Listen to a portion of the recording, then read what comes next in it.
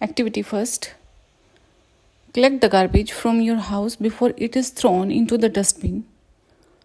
हम अपने घर से बाहर कचरा फेंकने से पहले उसमें से कुछ कचरा अपने डस्टबिन में से कलेक्ट कर सकते हैं.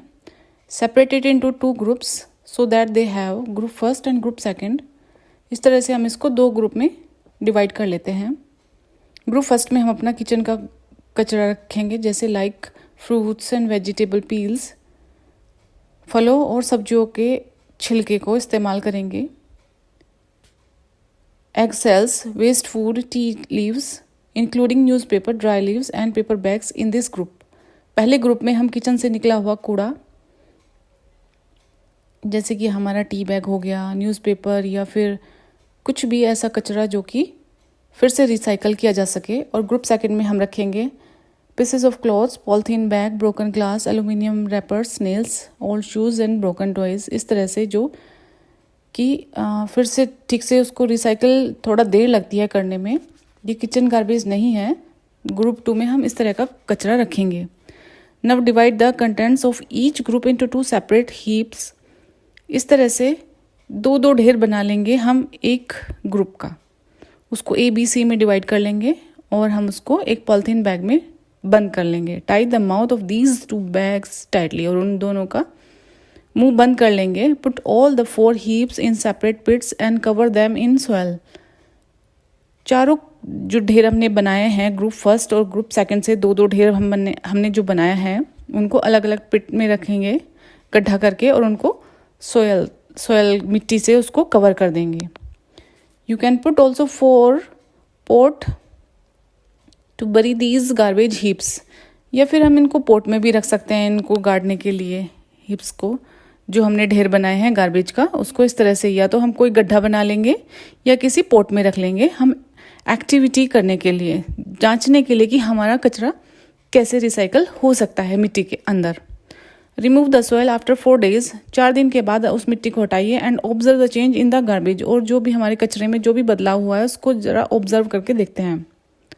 A black color and a no foul smell indicate that rotting of garbage is complete.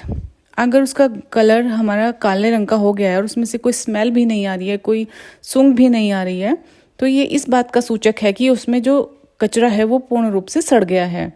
Put the heaps against in the pit and put with the soil. फिर से उसको कचरे को हम जो ढेर है उसको फिर से गड्ढे में रख देते हैं और मिट्टी से ढक देते हैं. Observe again after every 2 days and note your observation as suggested. हर 2-2 दिन के बाद उसको चेक करते हैं. डिड द गार्बेज के 4 कंडीशन हो सकते हैं. Rot completely and not smell. या तो वो सड़ गया है और उसमें से स्मेल नहीं आ रही है. नंबर 2 सिचुएशन ये हो सकती है रोट ओनली पार्शली, या वो थोड़ा थोड़ा सा भी गला है.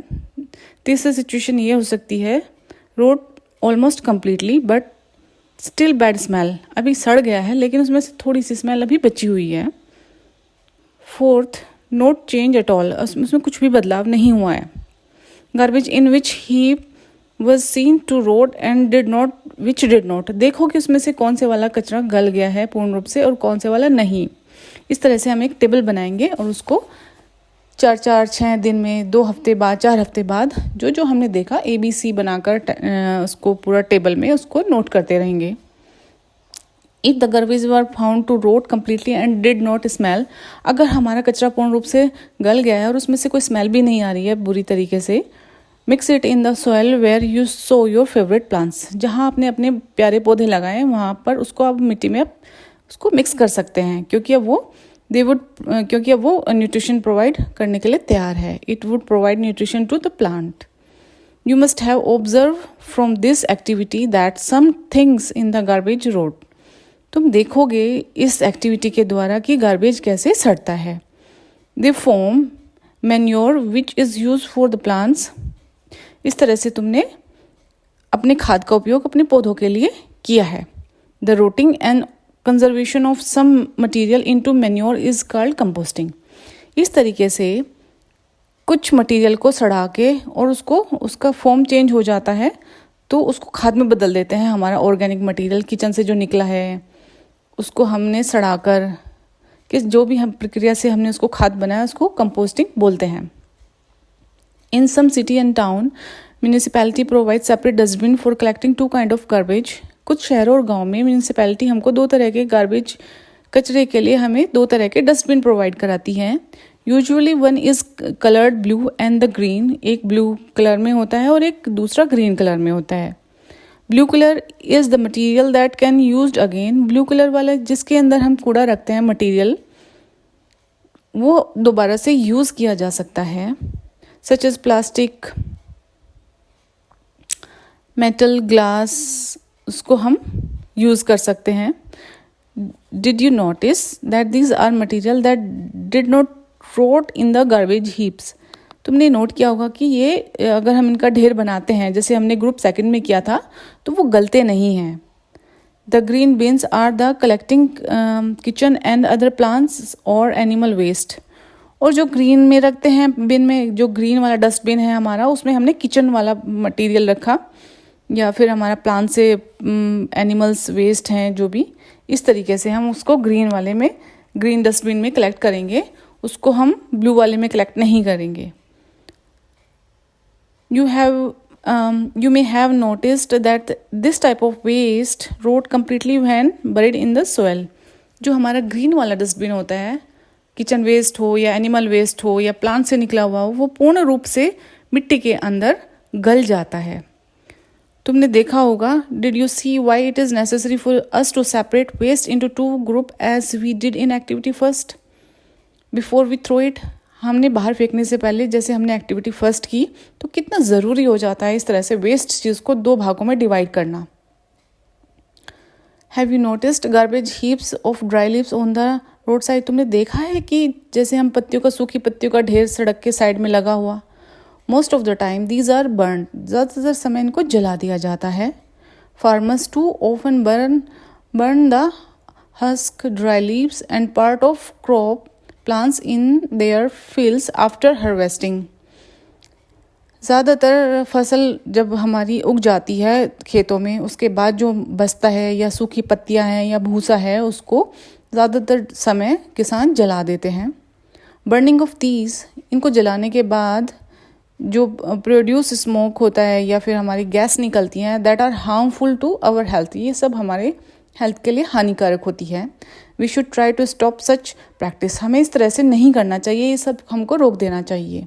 These waste should could be converted into useful compost, इनको हम बहुत ही सही तरीके से यूज़ करके एक कंपोस्ट में बदल सकते हैं, एक खाद में बदल सकते हैं जो कि हमारे पौधों के लिए लाभकारी होगी, और उनको बर्न करेंगे तो ये इन्वायरमेंट में हानिकारक गैसें पहुंचाएंगे।